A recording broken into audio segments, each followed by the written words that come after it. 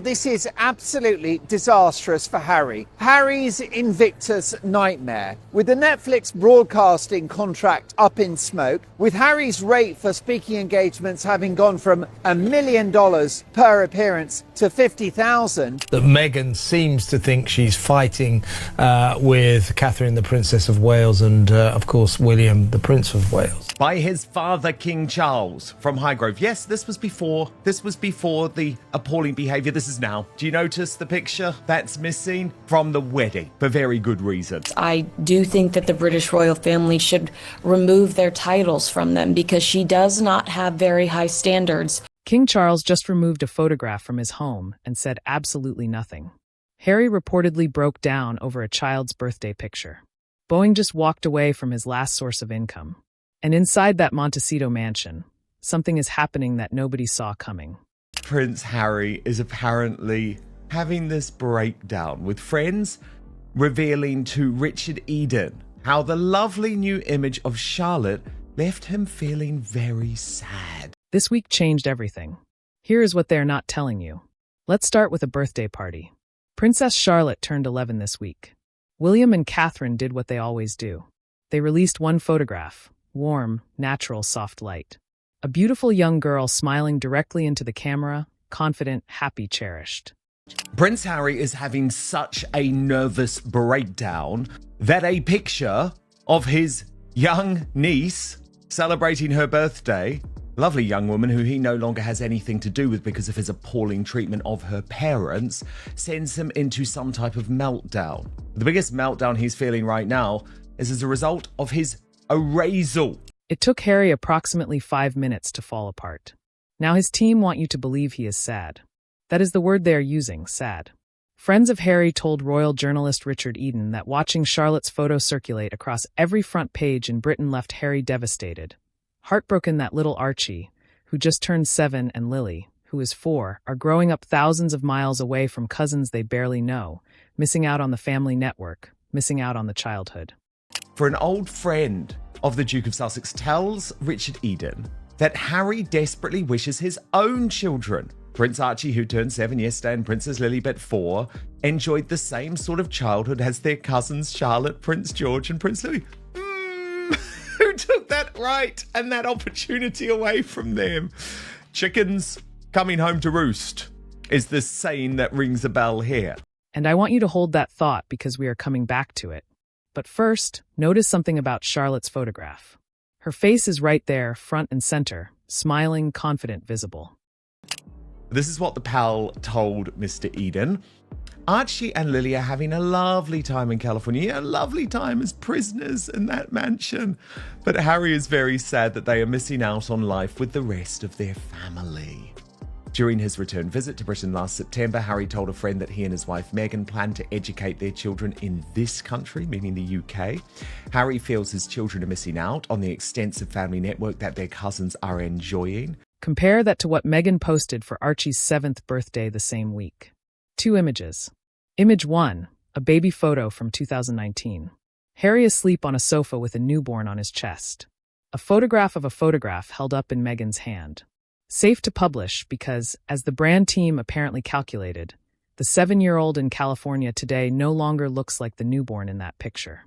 The face has changed enough. It can go public. Meghan posted 2 photographs to her own Instagram on Wednesday afternoon to mark her son Archie's 7th birthday. The first one is a printed copy of an image from 2019, Harry on a couch, a sleeping newborn on his chest. The whole thing held up in Meghan's own hand for the camera. A photograph of a photograph, a copy of a copy. Image 2. 2 small children walking away from the camera on a shoreline. Backs to the lens. Faces completely hidden. Walking sticks in hand, mountains in the distance. This is the 2nd consecutive year Meghan has posted a back of the head birthday photograph for her son. Last year it was a sunset silhouette. This year it is a shoreline. Both times turned away. Charlotte is looking directly at you. Archie is walking away from the camera. Oh well, image 2 is the shoreline shot. Archie and Lily walking away from the camera, hand in hand, facing the water. mountain ridge in the distance. Archie is carrying a long walking stick. Both the children are reddish blonde. And the outlets are quick to point out the Diana Ginger inheritance. The only public confirmation we have ever been given that the children look very much like their grandmother. And both children, in the only contemporary frame Meghan was willing to let the public see, and pointed in the wrong direction for the camera. Here is the part Harry desperately wishes you would forget. Cast your mind back. The private jet leaving Britain behind. Harry reportedly calling it his freedom flight.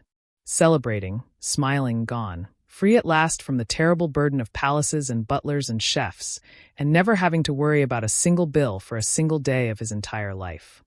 Again, there's a lot of propaganda being put out there. Can I just tell you, he hasn't maintained the friends and the confidants from his school days, because I know some of those guys and they find his behaviour truly reprehensible. They find the way that he treats the British royal family truly reprehensible. So can we please stop this propaganda that Harry is still in touch with all of these old mates? No. Most of them think that he is a scumbag and feel like the rest of the British public. He sat with Oprah Winfrey and told the watching world that the royal family was racist. He wrote Spare, a book that dismantled his father, humiliated his brother, exposed his sister-in-law, and handed every detail of his family's private grief to a publisher for a reported. Why would they try to not do something like that? Look at everything that Harry has done. The royals have no voice. This is the one way they have a voice. Childhood traumatic.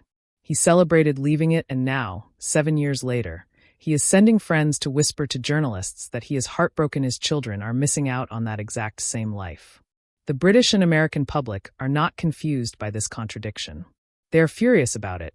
It's through these symbols, and, taking away a photo allows them to show, how they feel about something. I mean, of course, if you don't really have a way to come out and refute or rebut things that is said about you in the media, the one way you do have it is by placement of photos. And I think absolutely this was done intentionally. One comment getting 860 likes this week asked the question directly. Where was the sadness when he was writing Spare? Where was the heartbreak when he was sitting on Oprah's sofa? The answer is simple, and everyone already knows it. Back then, the money was coming in. The Netflix deal, the Spotify deal, $1 million per speaking appearance. The Clooneys were calling. The Obamas were friendly. Oprah was warm. Serena Williams was supportive. Hollywood had opened every door, and then one by one, quietly, without announcement or drama, every single one of those doors closed. The friend conceded that Harry might have a challenge selling his plan to Meghan. Oh yeah, no sugar, Sherlock. Who is said to consider sending children to boarding school barbaric. Well, that is a dig. Can I just be clear about what's going on here? That is a dig at Prince William and Catherine, who are probably intending to send Prince George to a boarding school. We're all thinking it. The Clooneys gone. The Obamas gone. Oprah gone. Serena Williams publicly distanced herself. The speaking fee dropped from $1 million per appearance to $50,000. The Hollywood elite that Harry and Meghan traded their entire royal inheritance for looked at the Sussex brand, calculated the return, and moved on to the next interesting thing. A way of showing, how they feel about things, because they can't otherwise with their voice or with, other ways. This is a great way to show how you feel, right? So I don't know why they do that. Why would they try? I mean, I guess they want to show themselves as being a magazine that's not trying to be too, combative or whatever. But just, look, just say what the reality is. We're all thinking it. And Harry is left in California watching Charlotte's birthday photographs on Instagram, missing the life he publicly celebrated destroying. You made the bed, Harry. The entire internet would like to remind you. Now stop, because this next part is extraordinary, and I need you to pay close attention. Royal photographer Chris Jackson visited Highgrove this week. Highgrove is King Charles's private countryside home in Gloucestershire. Jackson was there to host an event. He posted casual Instagram stories from inside the house. Just snapshots. The kind of thing you do without thinking. And eagle-eyed royal fans spotted something on a small wooden side table in one of the sitting rooms that stopped the entire internet cold. Magazine. Why Hollywood stars have deserted Harry and Meghan. When was the last time you heard the Clooneys, George and Amal Clooney, speaking highly of Harry and Meghan? The Obamas gone. Oprah Winfrey, Gwyneth Paltrow, even Serena Williams, a tennis player, has said, sorry, Meghan, game, set and match, I'm not interested. So they've lost the celebrities. The wedding photograph was gone. For almost 8 years, a photograph from Harry and Meghan's 2018 wedding had sat on that table. It was there in footage from influencer Lydia Milan's Highgrove visit just last year. Clearly placed, clearly visible, clearly intentional. This week, it is gone, replaced by 2 new frames. Harry standing beside William and Charles in happier times, and King Charles cradling a small blonde Prince Louis. Hello Magazine will tell you the wedding photo was probably just moved to another room. Of course they will. Magazine, actually, King Charles's Highgrove shake-up sees Meghan Markle photo move. His Majesty King Charles has had a reshuffle at his beloved countryside home in Gloucestershire. A new look inside reveals. But as Long Sally, aka Sue Smith, revealed, bye-bye Meghan. They took her picture down, and I don't blame them. Cleansing the house of evil. It was actually Chris Jackson, you know, the Getty photographer who does a lot of royal stuff, who put this out there to the world because I think he had taken those pictures that do remain on the table. But here is what you need to understand about Charles and Highgrove. This man chooses every single plant in that garden personally. He approves every paint color. He has spent 40 years making Highgrove one of the most considered personal spaces in Britain. Nothing on those tables is moved by accident. Nothing appears or disappears without meaning. And the timing. The photograph vanished the week of Archie's 7th birthday, 24 hours after Meghan posted her back of the head shoreline photo, while Charles was hosting his annual garden party at Buckingham Palace. While Britain was marking the 3rd anniversary of his coronation, this was not redecorating. This was communication, royal communication, the only kind the palace is permitted. And as Hello went on, His Majesty King Charles loves spending time at his Gloucestershire home, Highgrove, and the countryside retreat is full of very personal elements, including family photographs. A fresh look inside the royal residence has revealed that the monarch has had a reshuffling of the photo frames, and seemingly a photo of Meghan and Harry's wedding day has been moved from its prime position. An Instagram story by royal photographer Chris Jackson, who was at the property to host an event, quickly snapped 2 of his own images on display in one of the gorgeous rooms. A small wooden table showed an image of Prince Harry shoulder to shoulder with his brother Prince William and father King Charles. Another showed King Charles holding his grandson Prince Louis. In 2024, influencer Lydia Milan spotted this very spot, but eagle-eyed fans will be able to spot the difference. Because here is something many people outside Britain do not fully understand. The royal family cannot defend themselves publicly. They cannot call a press conference. They cannot go on television and say what they truly think. Every word they speak publicly is weighed, approved, considered. So they speak through symbols, through gestures, through what appears and disappears on side tables in private homes that happen to get caught on a photographer's Instagram story. And the symbol Charles just used could not be clearer. Meghan is gone from that table. Louis is there instead. The future, not the past. The message sent to Harry without a single word spoken was this: you are being erased quietly, permanently, one photograph at a time. And thousands of people watching this week want Charles to go further. There used to be an image taken on Prince Harry and Meghan Markle's 2018 wedding day on display. Now, of course, Hello Magazine, because they're pretty soft on these things and quite careful with Harry and Meghan, said there's a chance Charles's team has simply chosen to display the wedding image elsewhere, but it's lovely to see the smiling snap of Charles and Louis now proudly on display. I mean, pull the other one, P. Dinah. Of course this is not a coincidence. This is absolutely symbolism, and it backs up what I have been reporting earlier in the show, which is that this delusion that Harry has that things are great between him and Charles is increasingly out of touch with the reality of how Charles actually feels. One comment with over 400 likes said it directly. Do not just remove a photo, Charles. Remove their titles. Put your crown on and take action.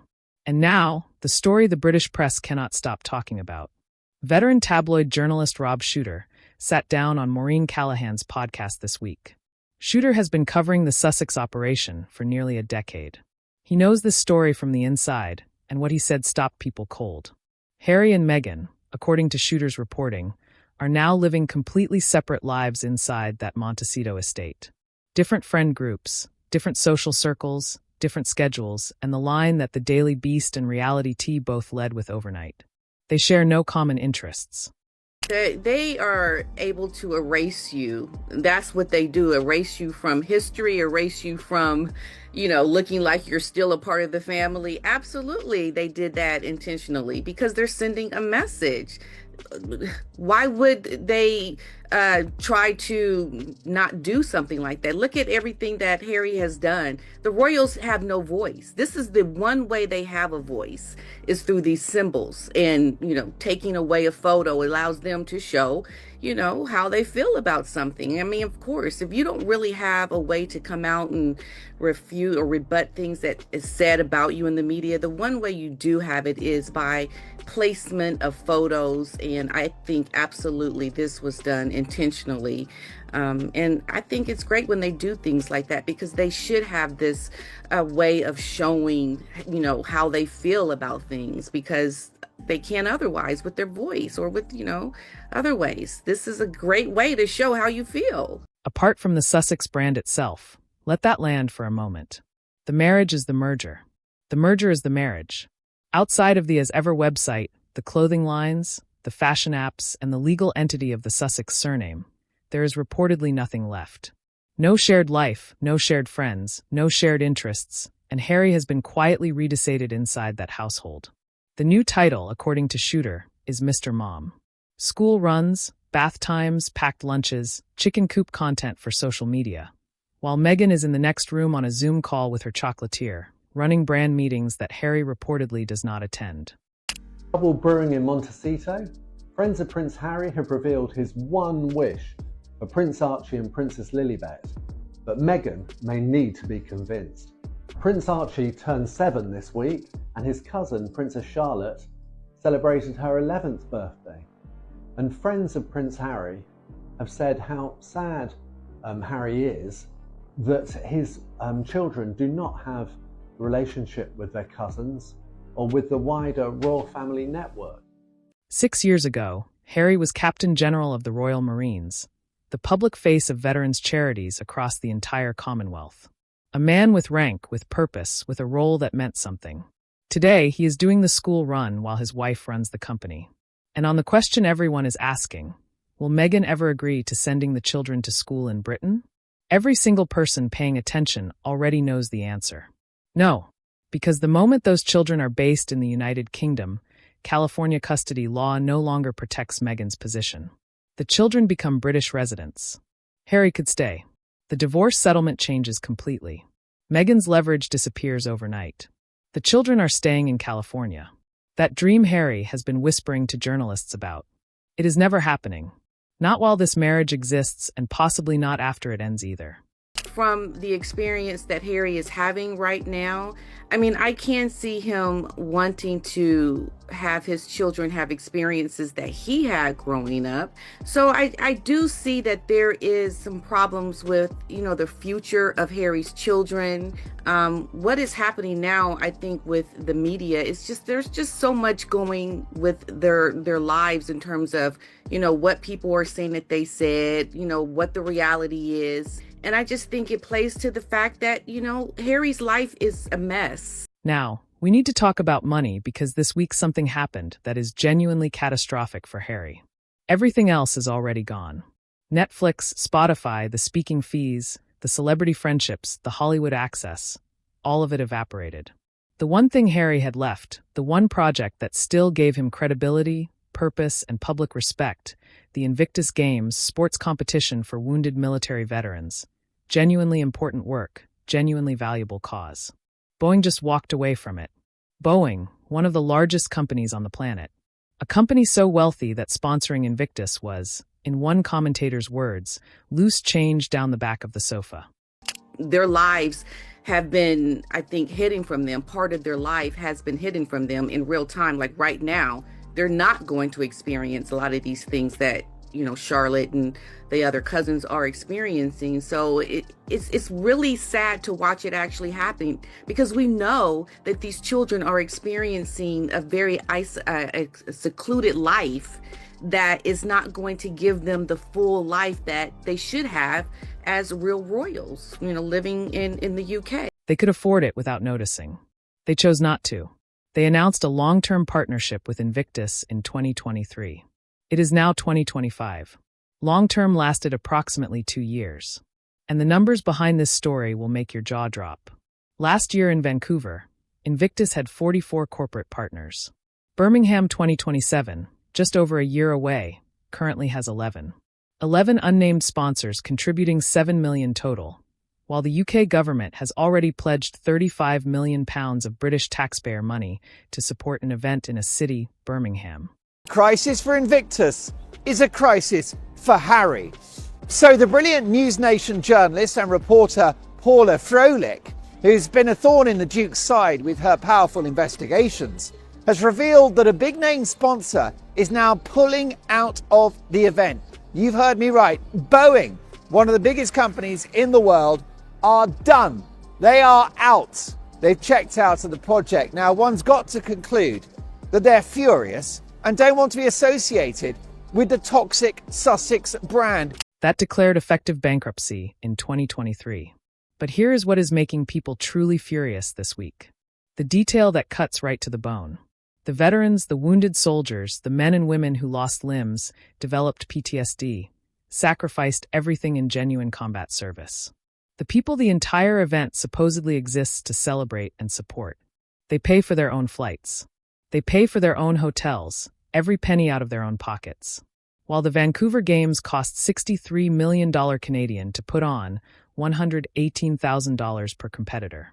Not for prosthetics, not for adapted housing, not for wheelchairs or hearing aids or the technology that could genuinely change these people's lives. For the event, the spectacle, the platform. The American Warrior Games does the same thing for $2 million a year. One comment with over 600 likes this week said what everyone was thinking. I feel so sorry for these brave men and women who deserve the best and have this horrible waste of space running an organization that takes money from them and gives nothing back. So Harry's identity is tied up in Invictus because, of course, he always reminds us that he's an ex-military veteran himself. And, of course, the cause is a valuable one. We're talking about injured servicemen and women who are heroes twice over. Firstly, in the field of war and combat, fighting for the freedoms that we enjoy every day. And they're heroes again, having suffered PTSD, mental health problems, physical injuries, lost limbs, participating in elite sport. So Invictus is a brilliant idea and it's done great stuff. But there are big problems financially which could destroy the whole project. And be clear, no Invictus, no Harry. Boeing looked at those numbers. Boeing looked at the Sussex brand. Boeing looked at the Australia trip where Meghan met Bondi Beach survivors. And the clothes she wore that same day immediately appeared for sale on her website. Boeing looked at all of it and Boeing left. The question now is who follows. One more story before we finish, and this one is genuinely chilling. Wednesday evening, just after 7:30, a quiet country lane in Norfolk near the Sandringham estate. Prince Andrew, 66 years old, was walking the late Queen's corgis near his new home at Marsh Farm.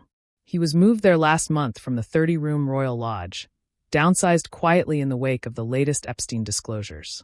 A man in a balaclava was parked 50 yards down the lane. As Andrew approached with his protection officer, the masked man climbed out of his vehicle, started shouting, and began advancing. Andrew and the protection officer got to their car and drove away at speed. The man chased on foot. Police arrived, made an arrest. The suspect has since been charged with threatening behavior and possession of an offensive weapon. Andrew's allies are using this incident to demand taxpayer-funded security be immediately reinstated. So with roughly 15 months until the event in Birmingham happens, we have just 11 unnamed sponsors who are contributing a reported $7 million. This according to the excellent Paula Froelich. Now, that is a stark contrast with Vancouver last year, where Boeing and ATCO served as co-presenting sponsors alongside 44 corporate partners. So this big breaking news story overnight: Andrew Mountbatten, Windsor, attacked by some type of madman or an unmasked man, terror, as the Daily Mirror put it on their front page. Chased by this man in a balaclava. That man has now been charged by police, P. Diner.